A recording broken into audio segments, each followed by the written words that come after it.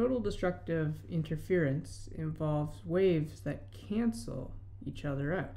So if I drew a perfect wave, which I clearly didn't, and we had them overlapping in phase with one another, meaning that the crests line up or the troughs line up, perfectly in phase would mean that they amplify each other. But if we want them to totally destruct, we bring these waves out of phase.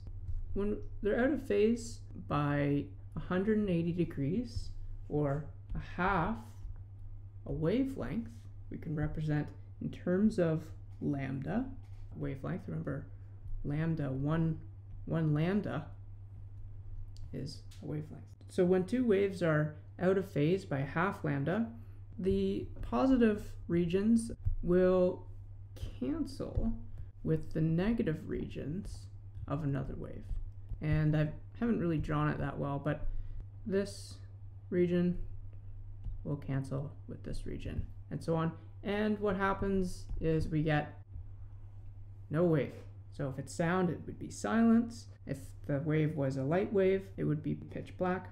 And so there are some requirements for total destructive interference. The phase difference or path difference of half lambda is one of the major ones, and there are three others. The waves have to have the same amplitude in order to completely destructively interfere, otherwise there would be some left over. They also have to have the same frequency so that the appropriate spots line up between the two different waves, and therefore the same wavelengths.